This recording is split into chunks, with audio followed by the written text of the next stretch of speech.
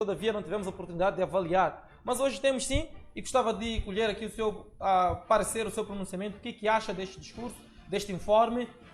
Foi ao alcance do povo moçambicano, ao seu alcance como uma pessoa individual, superou suas expectativas, foi um bom discurso, foi um mau discurso, foi realístico, espelhou a realidade ou não? Qual é então a sua observação?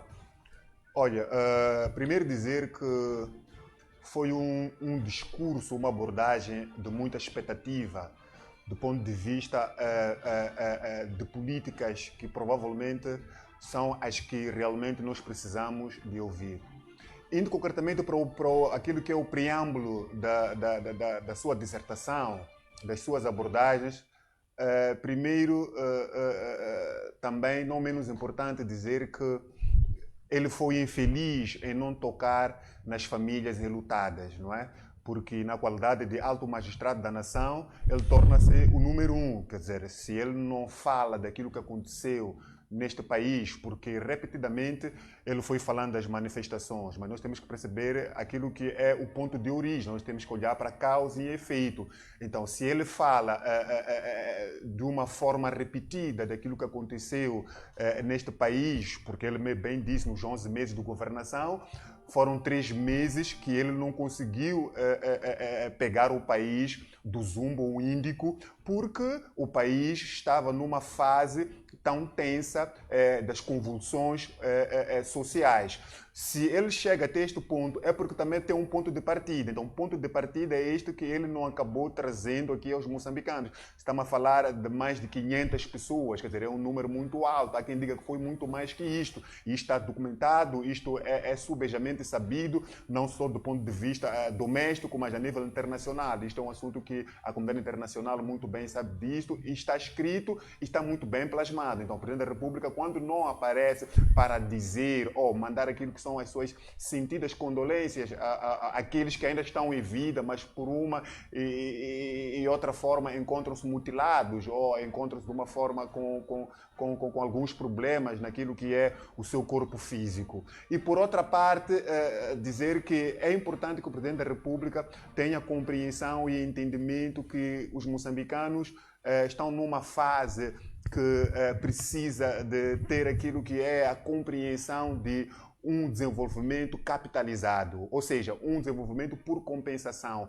porque a questão da compensação no que diz respeito ao tempo em que ele esteve ou que ele está agora no poder, estamos a falar de 5 anos do seu mandato, mas ele já teve 1 ano. Este 1 ano, tudo bem que ele apareceu a dar aquilo que são as suas justificações, a dizer aquilo que é o seu plano estratégico para o crescimento deste país, mas eu acredito que ele poderia ter feito mais indo para aquilo que são os setores chaves, como o setor da agricultura. Falo de agricultura, falo de alimentação, falo da saúde e falo de educação. Esses 3 setores aqui são setores que em algum momento não se fizeram sentir neste primeiro ano de governação do presidente Chapo, porque olhando concretamente para aquilo que está a acontecer no tecido social dentro deste país, nós compreendemos taxativamente que as políticas continuam as mesmas. Estamos aqui, eu dei um exemplo aqui no início da minha dissertação, como é que hoje ainda estamos numa situação de especulação de preço. Não seria neste preciso momento que Moçambique estaria ainda nas expectativas. Eu recordo desde 1995, 1994, eu já ouvia com os meus pais que é bom que nós façamos as compras a tempo e hora, porque os preços vão disparar nos nossos mercados.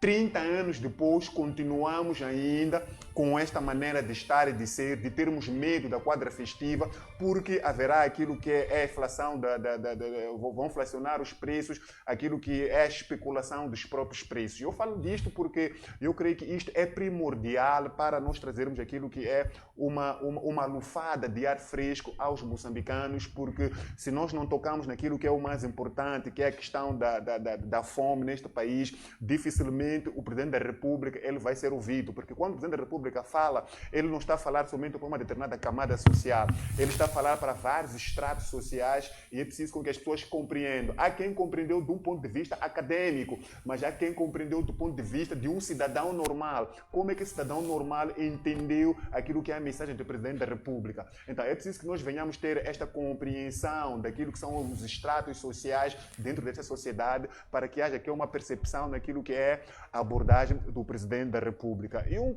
ponto também não menos importante é a questão de Cabo Delgado. A questão de Cabo Delgado, neste momento, não temos como falar aqui de uma paz, porque a paz não é somente o calar das armas, a paz também é a harmonia no tecido social moçambicano. E nós temos visto que aquilo que é o Teatro Operacional Norte a alastrar-se, já entrar na província de Nampula, e isto torna-se assustador. E nós estamos a ver que isto, em algum momento, acaba sendo um discurso que não traz aqui aquilo que é a retórica que os moçambicanos precisam de ouvir. Nós precisamos de ouvir aquilo que são decisões, precisamos de ouvir aquilo que são medidas contundentes que o Presidente da República poderia ter trazido. Imagine se o Presidente da República tivesse aparecido ontem na Magna Casa, na Assembleia da República, com dados palpáveis nas mãos e a dizer aos moçambicanos que eu não pude trazer aqui uma resposta a todas as políticas públicas dentro deste país, mas consegui mexer aqui na secção de alimentação neste país. Porque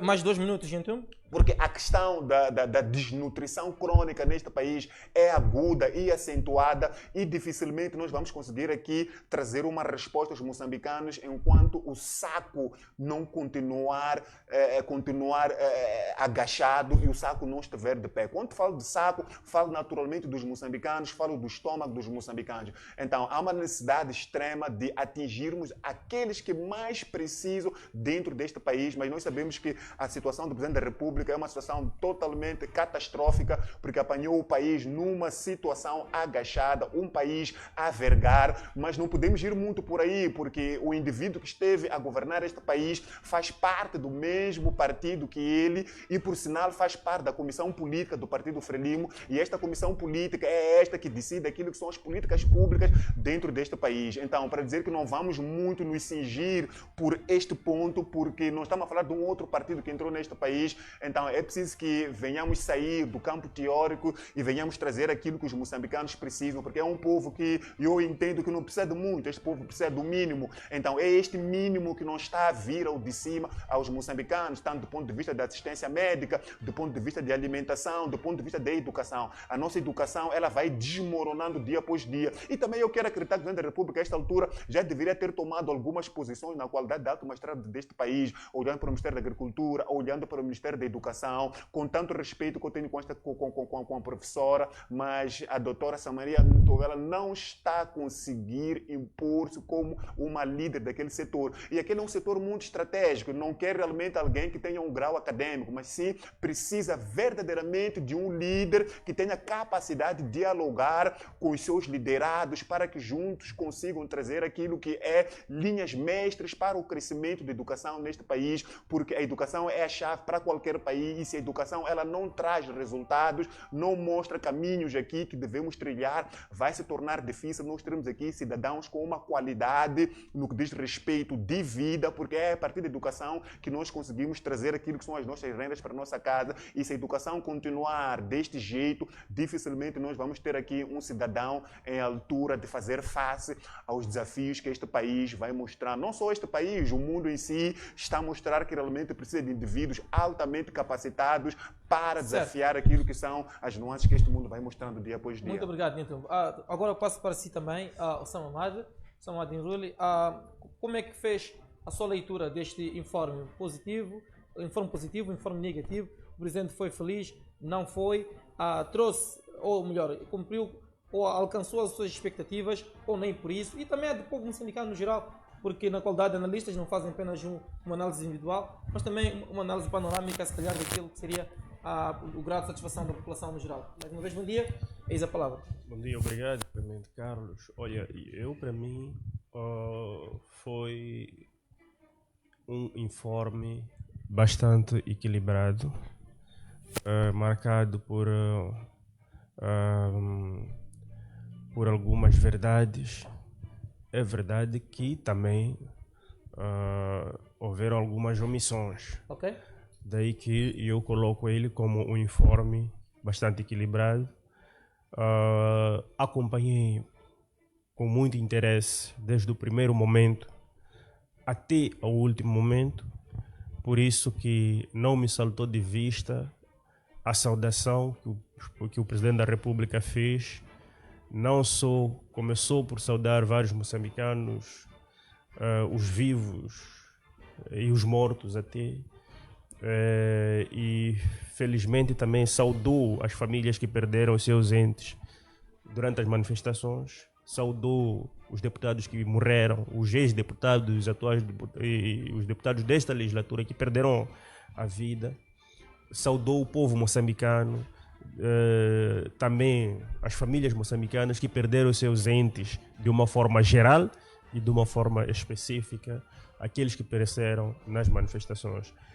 É um discurso gravado, se pudermos rebuscar, podemos ir. Eu gosto de atribuir o César o que é de César e de Deus o que é de Deus. E como esteve atento ao discurso, do princípio até o fim, eu tive a oportunidade de ouvir essas palavras e tenho o discurso gravado. Também fui ouvir várias vezes, na qualidade do analista, tinha que ouvir várias vezes para poder formar a minha convicção, a minha opinião. E foi daí que encontrei dentro do discurso, e quem quiser pode voltar. Houve um momento até de homenagem, o que o chefe do Estado pediu que as pessoas levantassem para poder aplaudir aos jovens moçambicanos que estão na frente operacional norte, no Teatro Operacional Norte. Mas essas são duas realidades. A problemática da manifestação e por isso estou a dizer combate que ao terrorismo são realidades distintas. sim. O que eu estou a dizer é que o presidente, de forma sequenciada, foi fazendo menção a esses momentos. Saudou os moçambicanos de uma forma geral, aos familiares dos moçambicanos que pereceram de uma forma geral, porque entendeu que as famílias moçambicanas durante o ano perderam, saudou também as famílias que perderam, aos moçambicanos que perderam seus familiares nos acidentes de aviação. Então foi fazendo esta sequência toda, de tal modo que saudou também, chegou a saudar aqueles que pereceram nas manifestações. O presidente foi feliz neste informe? Eu diria que ele foi realista. Eu penso que o presidente procurou vender uma imagem de humildade, de ser alguém humilde. E isso é próprio dos políticos, procurarem fazer coisa bonita que reforça o seu capital político. E é isso que eu vi, que fez um esforço de vender uma imagem de humildade para poder aproximar-se ao povo. Porque, honestamente falando, sabemos que neste momento há uma distância entre o povo e a governação. E é preciso, e de tal modo que o próprio chavão que ele usou para descrever o Estado-Geral da Nação já demonstra que há uma consciência da existência de uma distância entre os governados e o governo. Quando ele diz que o Estado da Nação é de renovada confiança? Confiança renovada. Então, confiança renovada quer dizer o quê? Quer dizer que havia desconfiança, quer dizer que havia uma distância entre o povo, entre os governados, havia uma falta de esperança que tinha se implantado, haviam conflitos. Então, este reconhecimento, para mim, carrego como algo que caracteriza uma pessoa humilde e que reconhece que há problemas. Então, eu acho que o Presidente da República foi muito equilibrado nesse discurso. Agora, uma coisa é o discurso, outra coisa são os resultados. E eu gosto de separar. Porque o discurso é escrito e tem exatamente este objetivo de passar uma determinada imagem, uma percepção pública. E aquilo que eu recebi como percepção pública é que houve um esforço do discurso ser mais conciliador, retirando aquelas palavras que eu sempre tenho estado a dizer que o presidente podia substituí-las. Por exemplo, quando diz manifestações criminosas, ilegais, criminosas, eu sempre disse que num processo de construção do Estado em que precisa-se cultivar a reconciliação, palavras duras como estas deviam ser retiradas de discursos públicos porque, de alguma forma, geram mais distanciamento entre as partes em conflito. O Presidente da República repetiu essa palavra mais de 50 vezes no discurso. E eu achei que foi o exagero do Presidente da República ter repetido várias vezes no seu discurso essa palavra porque, de alguma forma, fere sensibilidades. Quais são as palavras que podia ter alternativamente usado o Sr. Presidente? Manifestações, podia falar decorrente das manifestações e parou aí. Agora, Sem falar de manifestações classificá-las. criminosas, Ok. manifestações ilegais, Certo. quer dizer, repetidas vezes. E no âmbito dessas transformava- manifestações que o Presidente falou, não acha que não há de ter sido de bom tom que apenas fale de manifestações violentas e criminosas sem dizer em seguida ou condenar, por exemplo, a ação da polícia que foi demasiadamente... É por aí, é por aí. É verdade que na consciência do presidente a polícia agiu em defesa do Estado, mas para um estadista eu penso que podia também ser muito equilibrado porque toda vida tem o seu valor dentro de uma sociedade. E o presidente podia ser um pouco mais equilibrado, daí que eu continuo a pensar que o presidente da República deve, nos próximos discursos, retirar essa palavra de manifestações criminosas, porque nós estamos num processo de cultivo da aproximação, da unidade nacional, da aproximação, da reconciliação. É isso que nós queremos. E se nós queremos cultivar isso, também temos que evitar colocar nos discursos palavras que depois vão começar a gerar outras percepções, vão continuar a remoer as pessoas, os seus corações. Então, eu penso que esta palavra deve estar ausente nos próximos discursos do chefe do Estado, porque faz-nos recordar um passado que todos nós sofremos bastante. E ninguém gosta de se lembrar todas as vezes do sofrimento que passou. E todos nós sempre vamos nos apontar, porque sempre que alguém ofender, dizer que foram manifestações criminosas e tal, e a outra parte também vai responder. Vai dizer, tá bom, foram manifestações, mas é por causa disso, e o problema nunca vai terminar. Tem mais um minuto nessa então, primeira eu sinto que o Presidente da República podia ter substituído essas palavras por outras palavras mais leves. Agora, a conclusão que eu tenho sobre o discurso dele foi um discurso equilibrado que foi buscar efetivamente todo o histórico, desde a situação do país. O Presidente da República pode ter sido ligeiro a dizer que encontrou um país que vinha mas ele encontrou um país completamente destruído. Um país em que todos nós, como cidadãos, nos encontramos numa situação... A questão dos cofres vazios, a questão do déficit orçamental, como... Agora, faltou coragem do Presidente da República de apontar quem destruiu o país.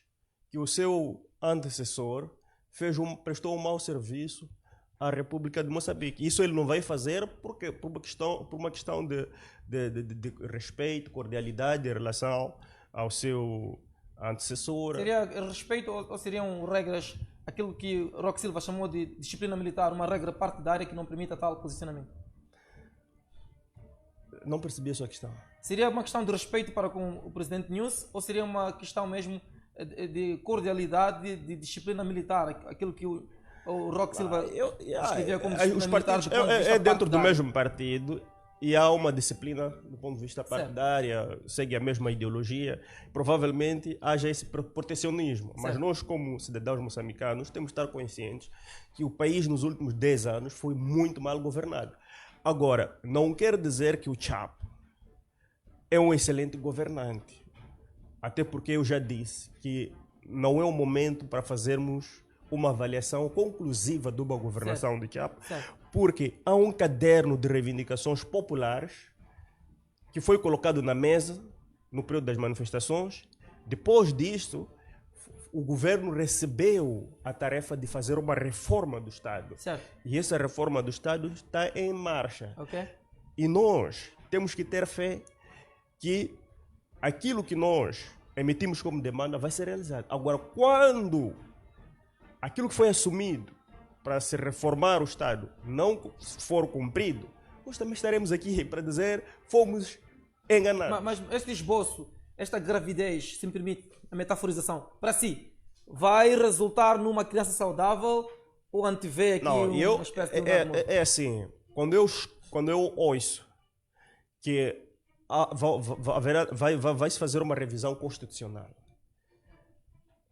isto deixa-me tranquilo, porque deixa-me tranquilo porque efetivamente ao longo dos anos fomos emitindo demandas que a sua materialização significaria rever a Constituição. Certo. Como, por exemplo, olhar para os poderes do chefe do Estado. Nós não podemos reduzir os poderes do chefe do Estado sem mexer a Constituição. Ok. Olhar para a questão dos poderes, do poder discricionário dos tribunais, por exemplo. Vamos lá, o Conselho Constitucional. Há uma sugestão que temos de transformar o Conselho Constitucional num Tribunal Constitucional. Ok. A criação de um Tribunal de Contas, que o Tribunal Administrativo não pode ser simplesmente um cartório que sugere matérias, mas sim tem que ter competência de julgar. Ok.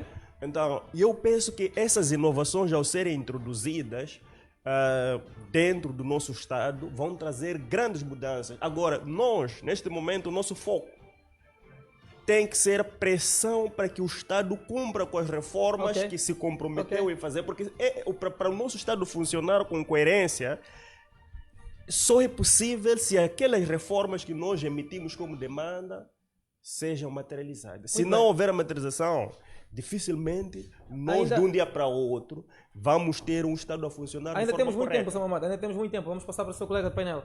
Então, segundo a opinião do seu colega de painel, este discurso do presidente foi equilibrado, não é? E, para além de ser equilibrado, diz haver alguma esperança para o futuro, portanto, de Moçambique sob a administração Chapo. Na sua ótica, em poucas palavras, houve equilíbrio, foi positivo, embora já tenha respondido na primeira via, mas dou agora mais uma oportunidade, mediante também as palavras do seu colega de painel. Como é que vê a analogia de Samamad? Parece haver uma ligeira contradição daquilo que estava aqui a explanar. Volto para aquilo que é o início do meu posicionamento.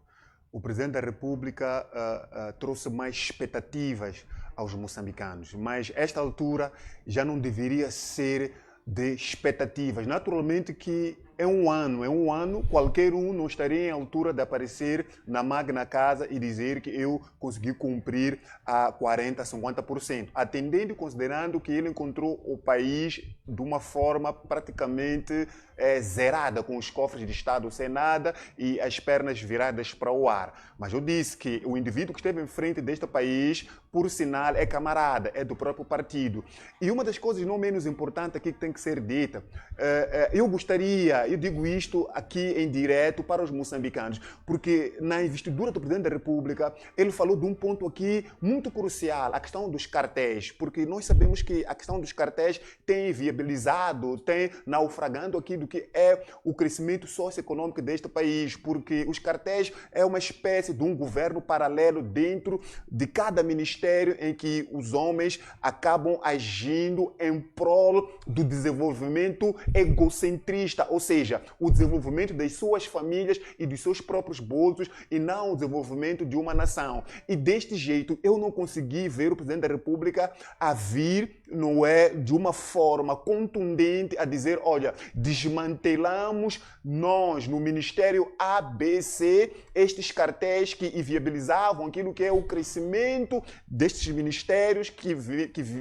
viessem consubstanciar com o crescimento do país, ou seja, do produto interno bruto, que é o próprio PIB. Porque se o Presidente da República ele aparece com esses discursos sem tomar decisões contundentes para que ele venha ter um caminho, para que ele possa andar e conduzir aquilo que é este país, nós sempre vamos apanhar, vamos encontrar um Presidente da República que ano após ano vai vender mais aquilo que é expectativa ao invés de trazer aquilo que são resultados, porque os moçambicanos já trouxeram aqui aquilo que é o caderno reivindicativo daquilo que se precisa para que este Moçambique venha a viver aquilo que é harmonia, aquilo que é estabilidade emocional, espiritual, social, política e até financeira. Mas para isto não basta somente aparecermos com discursos bonitos, é preciso que o presidente tome aqui medidas. Por exemplo, há uma semana e meia, se não me engano, semana passada, o Presidente da República aparece a falar falar das medidas arrojadas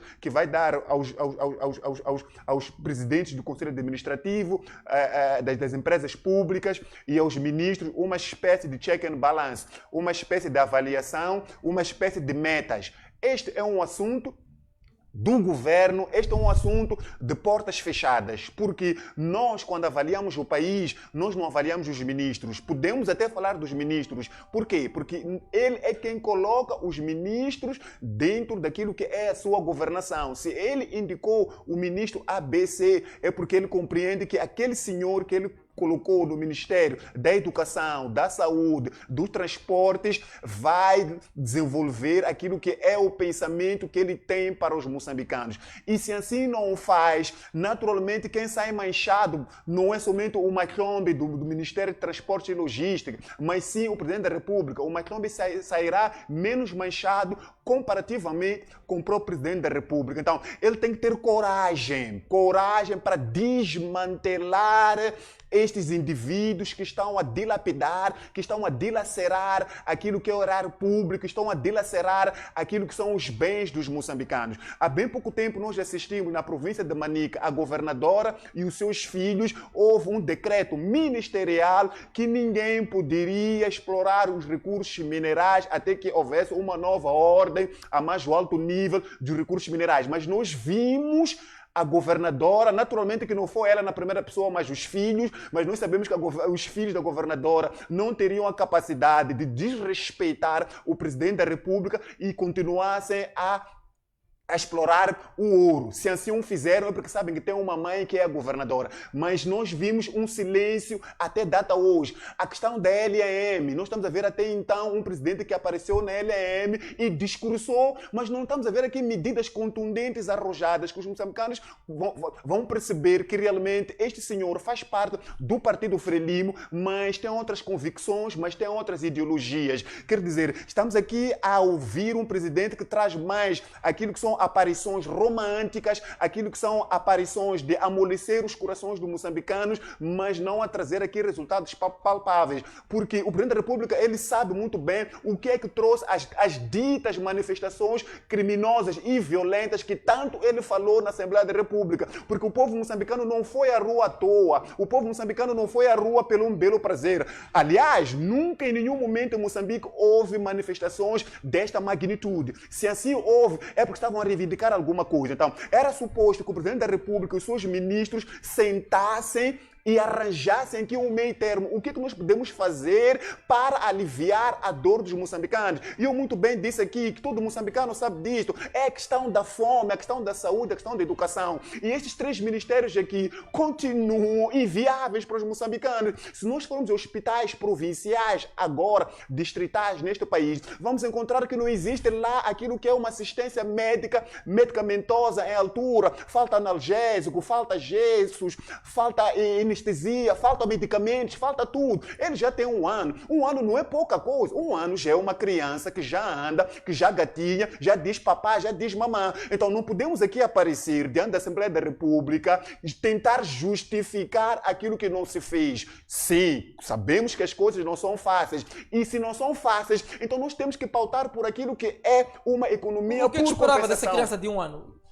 Esta criança de um ano, eu esperava que no mínimo, se o moçambicano, porque o mínimo do moçambicano, de um indivíduo em países sérios, o leite, por exemplo, não é luxúria para um cidadão. O leite é primordial, é um alimento básico. Em qualquer país racional, o leite é um alimento básico. O queijo vem do próprio leite, é um alimento básico. Não se toma leite em Moçambique, não se come queijo? Não, não se toma leite, não se come queijo. Quem toma leite, quem come queijo, quem toma leite, quem come queijo é uma determinada elite. Aquele que é o povo que recebe 8 mil meticais nem sequer faz parte da lista. Ou seja, nem pensa que existe queijo, nem pensa que existe leite naquilo que é a sua lista. Então, se Moçambique hoje depende da importação dos produtos da primeira necessidade que vem da África do Sul, isto acaba encarecendo aquilo que é a vida dos próprios moçambicanos, porque eu disse aqui muito bem ontem, porque existe uma logística que tem que ser feita daquele indivíduo que vai buscar a mercadoria da primeira necessidade na África do Sul e traz para Moçambique. E a balança comercial internacional é que agradece. Por quê? Porque nós recebemos de tabela aquilo que são, aquilo que é é a resposta do mercado internacional, porque a nossa moeda ela é fraca, a nossa moeda ela não tem como imperar no mercado internacional. Então, há uma necessidade de nós começarmos a trazer aqui uma agricultura mecanizada, uma agricultura industrializada. Eu disse, não é de hoje para hoje, mas sinais concretos. Mas nós temos visto que isto continua uma miragem, continua ainda um sonho, ver um hospital central com um atendimento adequado. Tu não pode ir ao hospital central de Maputo sem uma moeda no bolso para corromper aquela gente, para que você tenha um atendimento. Quer dizer, já não há autoestima, não há moral. Nós vimos há bem pouco tempo no hospital do Zimpeto, aquilo é posto de saúde de Zimpeto, aquela senhora, aquela agente de saúde, a dizer categoricamente que a minha hora já se foi, eu não vou te atender. E se aquela senhora teve aquele atendimento, nós compreendemos que aquilo vem do topo. Ela pura e simplesmente está a receber aquilo que é a consequência que vem do topo. Então, para dizer que é preciso que o Presidente da República tenha muito cuidado naquilo que são as suas abordagens, porque o povo moçambicano já não é mais aquele mesmo. O povo moçambicano tem uma capacidade de análise, avaliação e reflexão daquilo que se vive neste preciso momento. Eu estou aqui a dizer, nós estamos na quadra festiva. Não era suposto, nesta quadra festiva, os moçambicanos estivessem a viver uma especulação de preço. Quer dizer, num mercado, num raio de 500 metros, você vai encontrar batata, ali está a 480, ali está a 500, ali está a 350. Quer dizer, é a mesma batata. Onde é que está o agente, onde é que está o Estado moçambicano que regula, não é, este processo, esta cadeia de venda de alimentos? O Estado moçambicano está totalmente ausente, mas nós temos visto dirigentes, governadores, administradores, secretários de Estado de cada província. Não foi feliz nesse discurso? Não, para mim ele tentou aparecer, mas ele está mais para o negativo do que para o positivo. Não dá nota positiva? Não, olha, nós vimos Donald Trump, eu não quero fazer comparação aqui com os Estados Unidos da América, mas nós vimos Donald Trump, quando ele ascende o poder para Washington DC, ele já sabia onde ele quer atacar. E as demais, os demais outros serviços públicos, ele de uma forma sequenciada. Ele falou cerca de 10 minutos, estou aqui a controlar. De uma forma sequenciada, ele vai atingindo aquilo que são as outras agendas do governação, porque o indivíduo, antes de ascender o poder, ele tem aquilo que é a sua agenda, a sua agenda de governação. Professor Nhantumbo, de 1 a 10, quanto é que dá a este estudante no seu discurso oral, nesta prova oral de 1 a 10, quanto é que sai o Presidente da República? O Presidente da República, eu lhe mandaria de novo ir estudar para se preparar para o próximo ano, para que tenha aqui exames em altura dele conseguir fazer e trazer aquilo que é um resultado satisfatório, porque até então são discursos teóricos. Os moçambicanos... Está a chumbar o Presidente da República. Olha, os moçambicanos... Entenda uma coisa. O Professor Nhantumbo está a chumbar o Sr. Presidente. Eu vou dar um exemplo tão simples aqui. Os cartéis. Ele falou dos cartéis e foi muito... Olha, Petromoc, Moçambique tem 3 grandes portos. Tem porto de Maputo, tem porto da Beira e tem porto de Nacala. Os combustíveis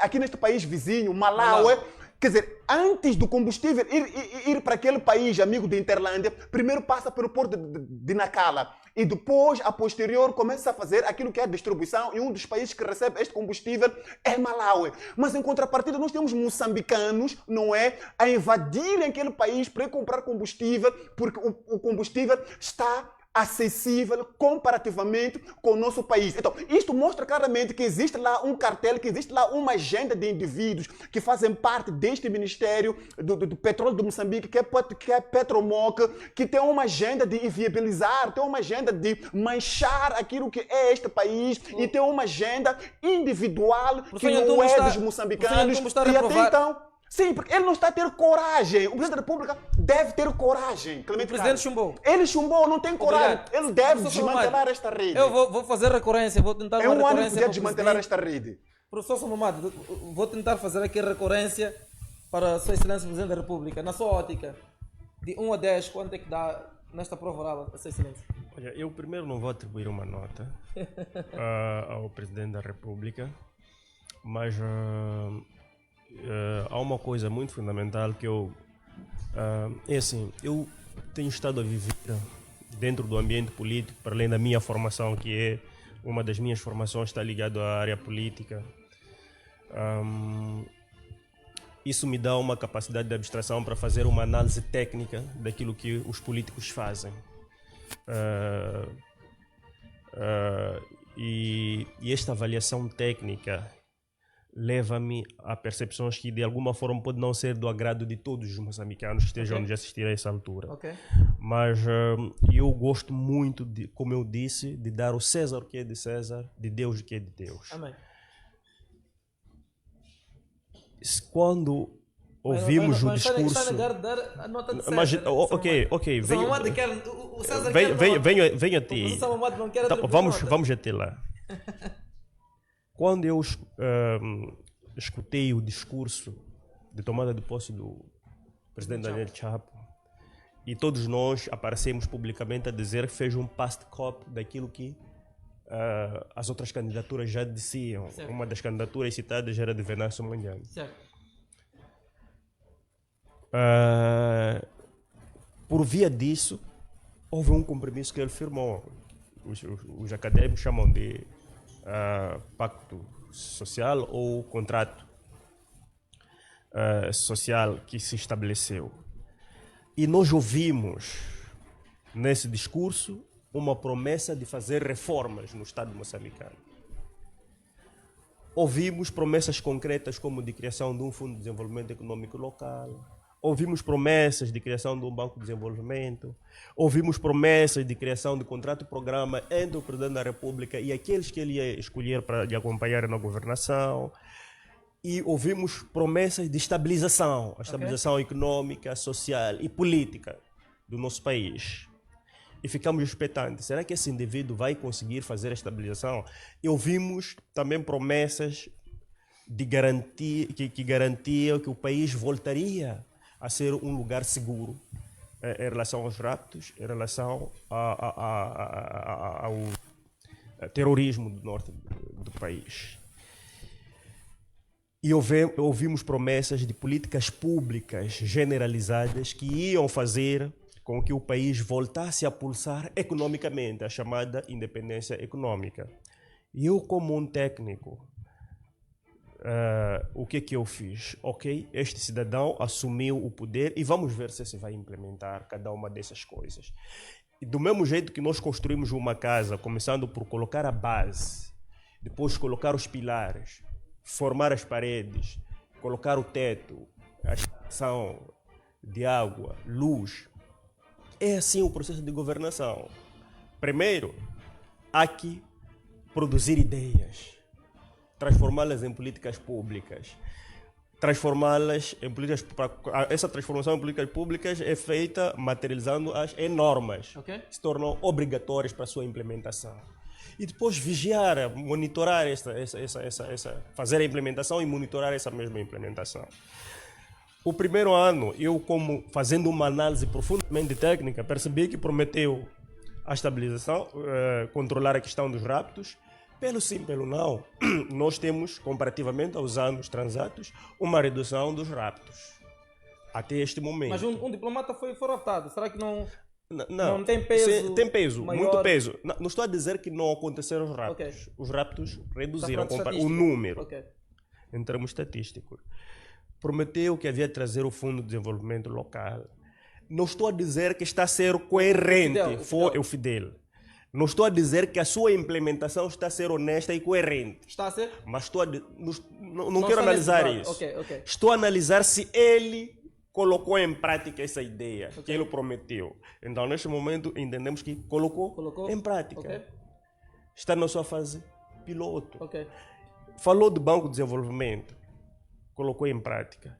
Falou de reformas. Nesse momento, estamos a discutir reformas. Está a ser discutido. Esse pequeno trabalho que está a ver, não será devido à pressão também que no momento... Mas é isso, os governantes governam com pressão, com demandas. Se nós não emitimos demanda, nenhum governante vai fazer porque nada. As próprias manifestações que tiveram o impacto negativo efetivamente que tiveram, isto. E não queremos estimular aqui manifestações apelidadas de violentas, não é o nosso objetivo, mas de alguma forma foi também uma forma de comunicar que alguma coisa ali não estava lá. Falamos, por exemplo, de 19 mil funcionários fantasmas. Certo. De forma corajosa, há quem veio a dirigir um Estado disse, eu estou a governar e a minha máquina tem 19 mil funcionários fantasmas. Esses foram removidos, pois não?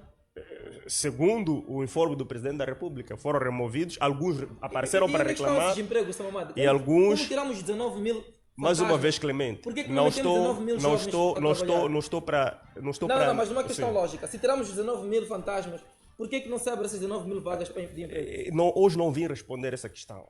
O próximo dia posso responder e provavelmente Posso convidá-lo para responder essa questão? não há nenhum problema Ok. e provavelmente vais ter um pensamento mais lúcido meu, Certo, porque aqui certo. mas vamos analisar aquilo que foi o informe. Então, neste momento, a gente vê que há um conjunto de políticas que estão a ser colocadas em prática que de forma integrada, que o seu resultado não há de vir hoje. Para nós, um país que foi governado 50 anos, nós vimos quando o presidente Guebuza chegou ao poder em 2005, encontrou também um país com dificuldades. Ok. E não foi em 2005 que o país mudou. Não foi em 2005 que começou a construção da ponte Maputo-Cateme, em 2005 começou a construção do Rio Zambé. Não. Tivemos um período que criticamos fortemente o presidente Guebuza. Mas depois, no segundo mandato, foi o mandato de maior realizações do presidente Guebuza. Porque houve um tempo para lançar a semente e depois essa semente começar a desenvolver. Okay. E eu acho que, neste momento, o presidente Chapo lançou algumas sementes neste ano de 2025. Lançou algumas sementes que é preciso estarmos atentos. Não quer dizer, não estou aqui mais uma vez a santificar a imagem do presidente Chapo. Estou a dizer que eu estou a fazer uma análise técnica daquilo que é o seu manifesto eleitoral, daquilo que foi a sua promessa na tomada de posse e daquilo que foi o seu discurso ontem. Eu sinto que existiu alguma coerência. Agora, os resultados, para termos o pão na mesa, corrigir os fatores econômicos que vão permitir que o país comece a pulsar economicamente, nós temos um país que mais de 200 empresários de grande nível foram-se embora por causa dos raptos. E por via disso, muitas pessoas perderam a sua capacidade econômica. Por quê? Porque perderam seus empregos. Nós temos um país que o nível que os nossos bancos comerciais não lidam com o povo, só emprestam dinheiro ao Estado. Okay. Não emprestam dinheiro ao Clemente para empreender, não emprestam dinheiro ao Samamade para empreender. É um erro grave do Estado, é que os seus bancos comerciais funcionam para emprestar dinheiro ao Estado. Este é um erro. Temos um país com um setor de saúde destruído. Sem sombra de dúvida. Mas todas essas reformas, como eu disse, não acontecem. Alguém está a questionar nos comentários o porquê de não se falar da pensão dos militares em Cabo Delgado. Há militares a tombarem e os familiares não recebem nem um centavo. Este é um erro grave. Este é um erro grave, porque aqueles cidadãos estão ali a serviço do povo moçambicano. Estão ali a nos representar. Do mesmo jeito que os deputados nos representam na Assembleia da República, os nossos homens, os nossos jovens que estão na frente operacional norte, estão ali a representar a todos nós como cidadãos moçambicanos e merecem... Desculpa a expressão, como se de um animal irracional se tratasse, sem nenhuma honra, sem...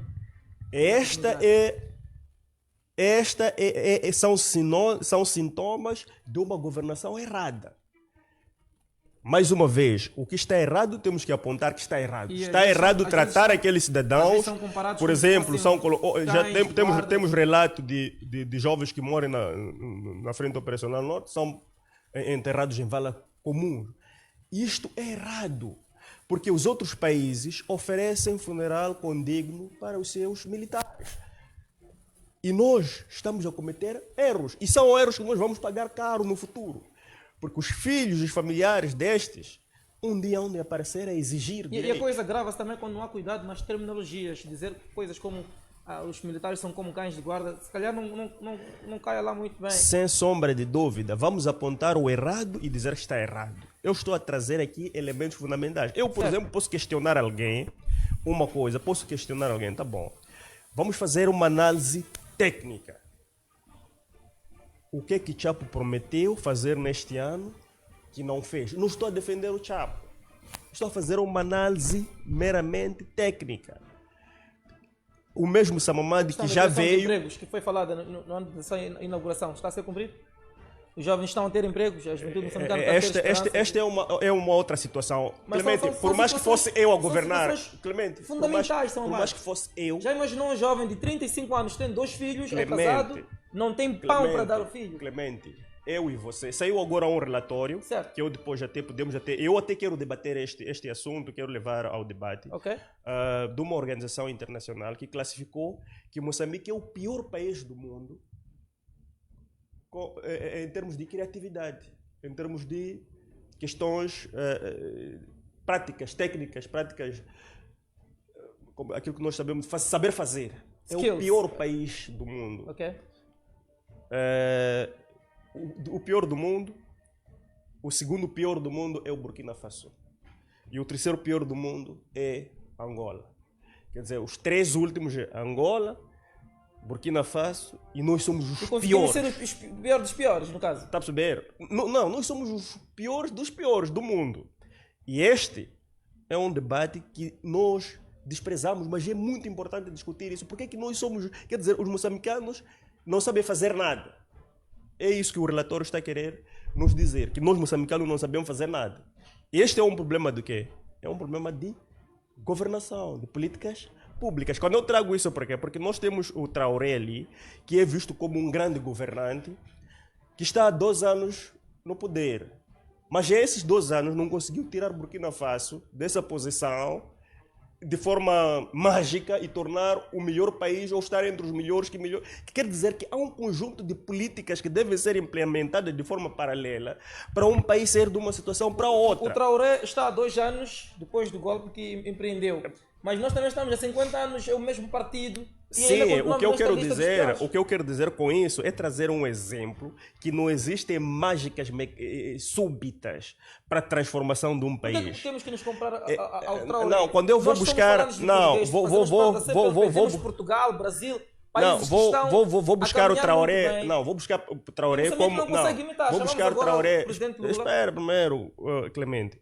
Eu busco o Traoré para trazer um exemplo mais afamado neste momento. Ok. Eu, como jovem, sou um seguidor do Traoré, gosto sempre que vou às redes sociais, sempre que vou à imprensa. Uma das informações que mais me interessa diariamente é saber como é que o Burkina Faso está a evoluir em função de um jovem visionário que está lá a governar. Mas o que eu quero dizer é que não estão a acontecer mágicas. Mas há um conjunto de políticas públicas que Traoré está a implementar, que se o povo de Burkina Faso tiver paciência, daqui a mais 3 anos, nós vamos ver um Burkina Faso numa posição muito alta. Está a ser, Burkina Faso neste momento, há um plano de industrialização do país fora do sério. Ok. Que antes não é esse caminho que tinha. Moçambique tinha que seguir, industrialização? Que Mas- um dia já lá estivemos. Sim, mas o que eu estou a dizer é o seguinte, Clemente, para nós pularmos de uma situação para outra, não é uma política que vai resolver todos os problemas. É um conjunto de políticas que devem ser implementadas de forma integrada. Isso quer dizer o quê? O nosso grande problema até este momento é a corrupção, é a alienação que nós sofremos, tem a ver com questões éticas profissionais. Quando dizem que nós não sabemos fazer, quer dizer que a nossa ética profissional é baixa. É uma questão moral, porque todos nós somos fáceis de ser alienados com um dinheiro para mudarmos de pensamento. Fica a impressão de que Então, o Mamad está a pedir um pouco de paciência. Não. Vamos dar um pouco de tempo Quando ao vou para presidente lá, Chá. sabe o que eu quero Vamos dizer? ajudar. Sabe quando eu trago esses elementos? Quer dizer que nós precisamos continuar a fazer a mesma pressão que fizemos para que as reformas que o Estado moçambicano prometeu sejam efetivadas. Por que é importante termos as reformas? Já lhe emprestei 3 minutos. Tá São bom. Deu, Mais teve um 10 minuto. minutos, Mais mais um minuto. 13 minutos que falou. O colega falou 15, eu até estava a contar. Sim. Foram 10. Não, falou 15. Eu até estava a contar. Então, por que eu insisto nisso? É que nós não vamos ter resultados efetivos de mudança nesse país, enquanto o país está do mesmo jeito, em que o presidente da República tem muitos poderes, pode nomear quem quer. Então, isso como é que se corrige? A reforma. Está em curso a reforma, sim. Agora o que nós vamos fazer é pressionar Chapo para implementar essas reformas do Estado. Dissemos que a CNE rouba votos. Ok, como é que nós resolvemos o problema da CNE? Vamos continuar a pressionar essas reformas que estão em curso, que nós sabemos já estão em curso, para que se crie uma instituição com capacidade de gerir o processo eleitoral para trazer um candidato genuíno. Ok? Vamos pressionar a criação de um Conselho Constitucional que não vai interferir no processo eleitoral para termos resultados genuínos. Muito obrigado, Vamos Samuel. pressionar para que tenhamos um Tribunal de Contas, para que você, quando rouba o dinheiro do Estado, do Tribunal Administrativo não venha meramente um discurso de apelação, mas venha uma sentença que vai te criminalizar porque você roubou dinheiro do erário público. É isso que nós temos que forçar, porque enquanto nós não tivermos isso, vamos continuar a ter a chamada partidarização. Nós dissemos o quê? O Estado está partidarizado, não é isso? Para nós termos um Estado apartidário, nós temos que pressionar as reformas para que o Estado tenha uma formatação que não permita que existam lá células de partido. Ok. Então, isto está em curso, não está? Então, eu como cidadão consciente,